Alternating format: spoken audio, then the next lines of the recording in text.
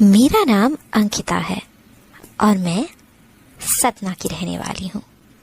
मेरी उम्र 28 साल है और मैं शादीशुदा हूँ। अब तक मेरे बच्चे नहीं हैं क्योंकि मेरे पति को बच्चे करने का मन ही नहीं है और वो ज्यादातर समय बाहर ही रहते हैं।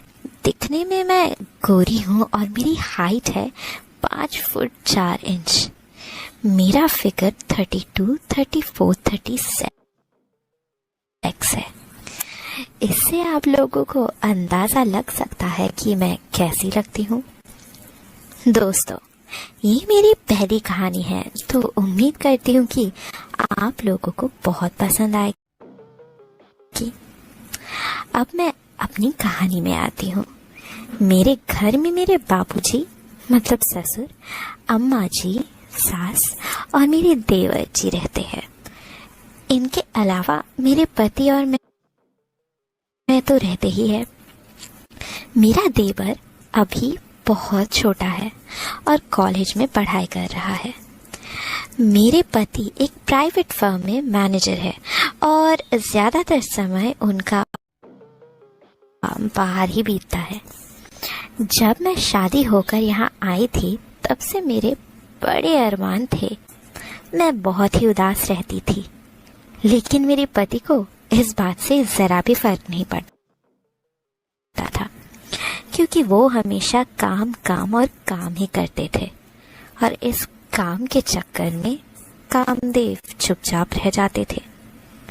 मुझे तो कभी कभी लगता है कि इन्होंने शादी मुझसे बस घर की नौकरानी बना के रखने के लिए किया है और जब मन किया तब बस बिस्तर में थोड़ा सा गर्माहट ले आए, वरना नहीं। एक दिन की बात है, दोपहर का समय था और बाबूजी और अम्मा कहीं किसी कथा में गए हुए थे। उन लोगों को कीर्तन कथा इन सब चीजों का बड़ा शौक था। घर में बस मैं और मेरे देवर मन्नू ही थे। पहले मैं आप लोगों को मन्नू के बारे में बता दूं कि उसकी उम्र है 20 साल। दिखने में काफी हैंडसम है और उसकी शारीरिक बनावट भी बहुत गजब की है। वो घर में ही कसरत करता है। मैं दिन के वक्त खाना बना रही थी और मन्नू नहाते हुए गया था। खाने में नमक डालना था तो उसका डब्बा ऊपर रखा हुआ था। मुझे खुद नहीं पता कि कैसे किसी ने इतने ऊपर रखा हुआ होगा। जब मैं स्टूल के ऊपर चढ़कर नमक का डब्बा निकाल रही थी तभी स्टूल थोड़ी बहक गई और मैं नीचे धड़ाम से गिरी और मेरे मुंह से चीख निकल गई। अम्मा हाय, कितना दर्द हो रहा है, मर गई रे, कोई मदद करो मेरी। मन्नू कहा, जल्दी आ रहे हो? मन्नू कहा, हो जल्दी आओ। मैंने उसको आवाज भी लगाई। मन्नू भी जल्दी जल्दी में चड्डी पहनना भूल गया शायद और टेबल लपेटकर किचन में आ गया। मन्नू ने मुझे उठाते हुए पूछा, क्या हुआ भाभी? तो मैंने कहा, आज तेरी भाभी मर गई मन्नू। ओ जल्दी से कमरे में लेकर चल, मुझे बहुत दर्द हो रहा है मन्नू। उसने मुझे तुरंत उठाया और मुझे कमरे में ले गया। जैसे ही उसने मुझे बेड पर लिटाया तो टॉवल मेरे कंगन में फंस गई, जिस वजह से टॉवल खुल गए। मैंने उसे टॉवल दिया और कहा, ये ले लगा ले, और मुझे हंसी आ गई। मन्नू ने टॉवल लपेटकर कहा, भाभी आप हंस क्यों रहे हो? मैंने कहा, कुछ नहीं। फिर उसने कहा, भाभी मैं चेंज करके आता हूँ। मैंने कहा, अरे रुक मत जा अभी, सबसे पहले एक काम कर, किचन में जा, गैस बंद कर और फिर मेरे पास आ। उसने ठीक वैसा ही किया। फिर जब वो आया तो मैंने उससे कहा कि देख, टेबल के ऊपर ऑयल रखा हुआ है, वो जरा मेरे कमर में लगा के मालिश कर दे। उसने कहा, ठीक है भाभी, कर देता हूँ, लेकिन इसके लिए आपको कपड़े उतारने पड़ेंगे। मैंने कहा रुक।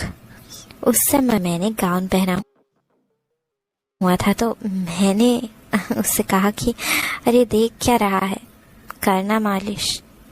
वो शर्म से लाल हो रहा था।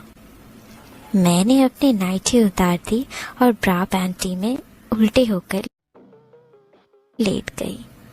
वो और भी लाल हो गया, तो मैंने उससे कहा मालिश कर, अभी दर्द हरा है तो कर दे मालिश, दर्द गया तो पता नहीं आगे क्या हो सकता है।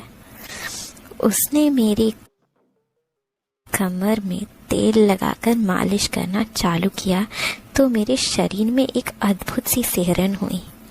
मुझे उसका ऐसा करना बहुत अच्छा लग रहा था, और वो भी शायद मुझे देखकर बेहद गर्म हो रहा था। इसीलिए उसने अपनी टॉवल निकाल दी। अब वो अच्छे से दोनों पैरों को फैलाकर मेरे पीछे बैठ गया और मालिश करने लगा। उसके बाद उसने मुझसे कहा भाभी, आपकी पैंटी थोड़ी नीचे करनी पड़ेगी, नहीं तो पैंटी में तेल लगेगा। उस समय मैंने सफेद कलर की पैंटी पहनी हुई थी और सफेद रंग की ब्रा। मैंने कहा रुक,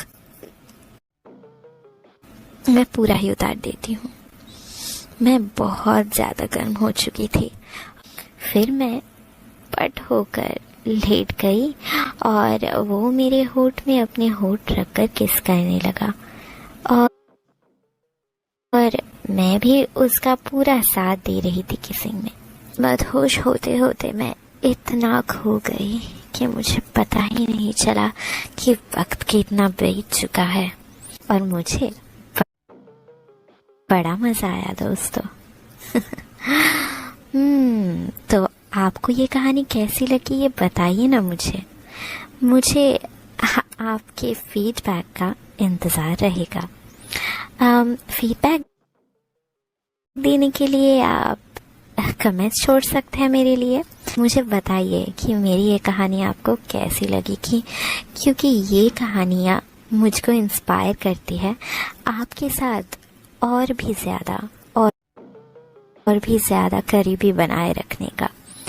कहानियों का ये सिलसिला ऐसे ही जारी रहे, यही तो मेरी दिल की ख्वाहिश है, और मुझे मालूम है कि आपकी भी दिली ख्वाहिश उससे कुछ कम नहीं है।